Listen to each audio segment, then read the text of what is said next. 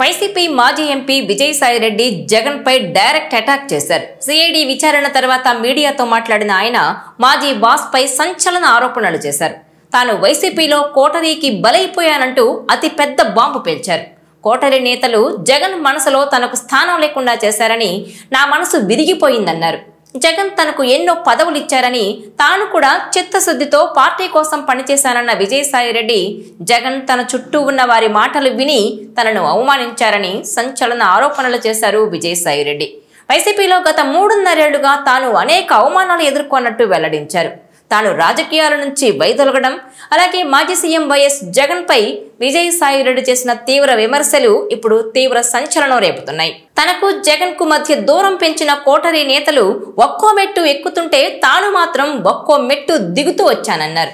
తాను వైఎస్ఆర్ కుటుంబంలో 3 తరాలుగా పనిచేశానని, కానీ తనకు ఆత్మాభిమానం అన్నది అతి ముఖ్యమన్నారాయన. అందుకే తాను వైసీపీకి దూరమైనట్టు తెలిపారు. ఒకనాడు జగన్ అన్న నాయకుణ్ణి ఎంతో భక్తితో ఆరాధించాను, కానీ ఇప్పుడు తిరుమల వెంకటేశ్వరుణ్ణి ఆరాధిస్తున్నట్టు చెప్పుకొచ్చారు. ఈ కోటరీని దూరం పెట్టకపోతే జగన్ కు అసలు భవిష్యత్తే ఉండదన్నారు. లిక్కర్ స్కామ్ తో పాటు కాకినాడ పోర్టు వ్యవహారంలో స్కామ్ జరిగిందని ప్రధాన సూత్రధారులు ఎవరో కూడా నేరుగా చెప్పేశారాయన. లిక్కర్ స్కామ్ లో కర్త కర్మ క్రియ కసిరెడ్డి రాజశేఖర్ రెడ్డి అని, అలాగే కాకినాడ పోర్టు వ్యవహారంలో అంతా విక్రాంత్ రెడ్డే చేశాడని కూడా చెబుతున్నారు విజయసాయిరెడ్డి. ఇంతటితో అయిపోలేదని, ఇంకా మిగిలే ఉందని, త్వరలోనే అన్ని బయటపడతానని వార్నింగ్ కూడా ఇచ్చారు. తనకు భయం లేదని, అన్ని నిజాలే చెబుతాననే సంకేతాలు పంపారు విజయసాయిరెడ్డి. వైసీపీ ఆవిర్భావం రోజునే జగన్ రెడ్డికి భవిష్యత్ లేదని, ఆయన కోటరీ నుంచి బయటకు రాకపోతే ఇక భవిష్యత్ అనేది ఉండదని చెప్పడం ద్వారా విజయసాయిరెడ్డి జగన్ కు ఊహించని గట్టి హెచ్చరికలే పంపారని అనుకోవచ్చంటున్నారు రాజకీయ విశ్లేషకులు. అయితే నిజానికి కోటరీ అనే పేరు వస్తే ముందుగా వచ్చే పేరు విజయసాయిరెడ్డిదే. కాకపోతే అది 2019 ఎన్నికల ఫలితాల వరకే.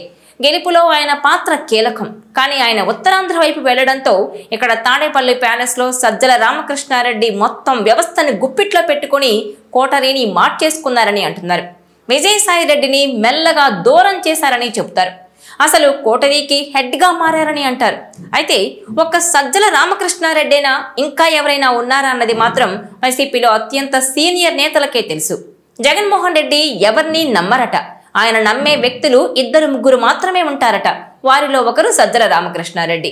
అందుకే గెలిపించిన విజయసాయిరెడ్డిని దూరం చేసుకుని తనను, తన పార్టీని పాతాళానికి పడిపోయేలా చేసిన సజ్జలను ఇంకా పక్కన పెట్టుకుని బండి నడిపిస్తున్నారన్న విమర్శలున్నాయి. అయితే ఆయన ఒక్కరే కాదని, ఆ కోటరీలో జగన్మోహన్ రెడ్డి సతీమణి కూడా ఉంటారని అంటున్నారు.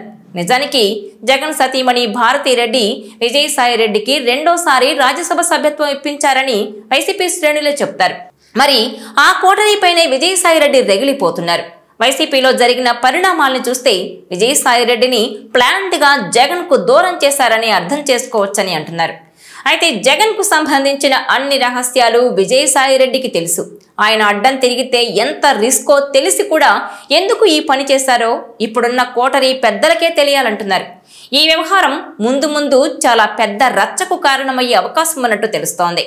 ఈ వీడియో మీకు నచ్చినట్లయితే please share, like and subscribe R24 Telugu.